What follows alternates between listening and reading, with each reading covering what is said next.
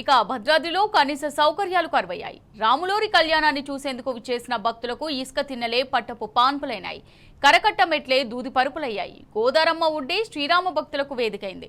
భక్తులకు కనీస ఏర్పాటు చేయడంలో ఇటు ప్రభుత్వం అటు అధికారులు ఇద్దరు విఫలమయ్యారన్న విమర్శలు కొట్టొచ్చినట్టుగా కనిపిస్తోంది.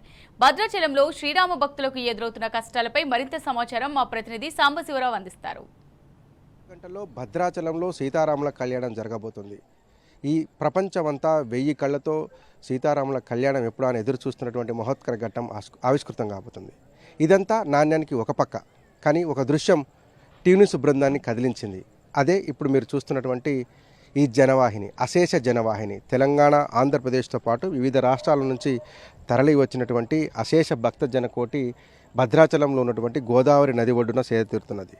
ఇందులో హోదా ఉన్నవాళ్ళు ఉన్నారు, డబ్బున్న వాళ్ళు ఉన్నారు, రకరకాల వృత్తులు చేసుకుంటూ రకరకాల ప్రాంతాలకు చెందినటువంటి వాళ్ళంతా కూడా భద్రాచలంలో సీతారాముల కళ్యాణం చూడాలనేటువంటి ఏకైక లక్ష్యంతో ఇక్కడికి వచ్చారు. భక్తులు ఈ మెట్ల మీద, ఇసుక తిన్నెల మీద, ఈ ఏవైతే కరకట్ట కట్టినటువంటి ఆ బండల మీద నిద్రపోతున్నారు. ఈ బండలనే ఆవాసంగా చేసుకొని, ఈ బండలనే పరుపులుగా చేసుకొని, ఈ బండలనే పట్టపు పాన్పులుగా చేసుకొని నిద్రపోతున్నారు. పిల్లల పరిస్థితి కూడా చూడవచ్చు. తల్లిదండ్రులు తమ మొత్తం అలసిపోయి నిద్రపోతున్నటువంటి తల్లిదండ్రులు ఒక పక్క నిద్రలోకి జారుకుంటే, అన్యం పుణ్యం తెలియనటువంటి పిల్లలు ఇంకా ఆడుకుంటున్నారు. మరికొద్ది గంటల్లో తెల్లవారుతుంది. తెల్లవారిన తర్వాత భద్రాచలంలో మిథిలా స్టేడియంలో పెద్ద ఎత్తున మిథిలా స్టేడియం భద్రాచలం నగరాన్ని మిథిలగా మారిపోయి జగదభిరాముడు, లోకాభిరాముడు, మోక్షారాముడిగా ఉన్నటువంటి శ్రీరామచంద్రుల వారు సీతమ్మను కళ్యాణం ఆడబోతున్నటువంటి దృశ్యం ఒక పక్క అందరినీ కనువిందు చేస్తుంటే, ఇటువంటి దృశ్యాలు ఒక్కసారిగా చివుకుమరిస్తాయి, గుండెను కదిలించేటువంటి దృశ్యాలు. ఇవన్నీ కూడా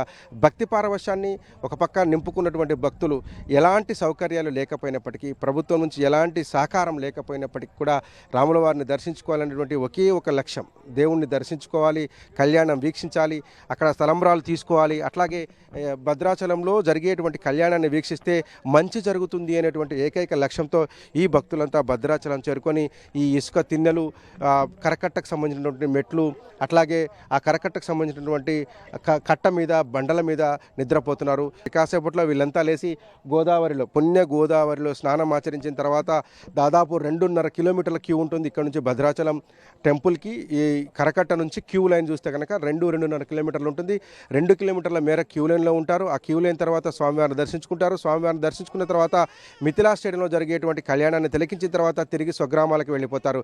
ఈ దృశ్యం మమ్మల్ని కదిలించింది. ఈ దృశ్యం చూసిన తర్వాత బాధ అనిపించింది. ఎలాంటి సౌకర్యాలు లేకపోవడంతో ఈ గోదావరి ఇసుక తన్నెల మీదనే నిద్రపోతున్నటువంటి ఈ విషయాన్ని, ఈ దృశ్యాన్ని వెలుగులోకి తీసుకురావాలనే టీన్యూస్ బృందం దృశ్యాన్ని కవర్ చేసి మేము ముందుకు తీసుకొచ్చే ప్రయత్నం చేస్తుంది. మొత్తంగా భద్రాచలం గోదావరి జనసంద్రంలో కిక్కిరిసిపోయింది. ఒక పక్క మిథిలా స్టేడియంలో జనసంద్రోహం కాసేపట్లో చూడబోతున్నాం.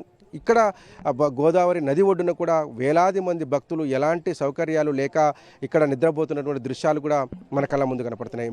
నాణ్యానికి ఒక పక్క రాముల వారి కళ్యాణం జరుగుతుంటే, నాణ్యానికి రెండో పక్క ఈ సాధారణమైనటువంటి సామాన్య పేద భక్తుల యొక్క కష్టాలు ఈ రకంగా ఉన్నాయి. మొత్తంగా భద్రాచలంలో ఈ రకమైనటువంటి దృశ్యాన్ని మొట్టమొదటిసారిగా టీన్యూస్ వెలుగులోకి తీసుకొచ్చింది, ప్రపంచం ముందు ఉంచబోతుంది. విడుదల నాగరాజ్తో కలిసి సాంబశివరావు, టీన్యూస్, భద్రాచలం కరకట్ట నుంచి.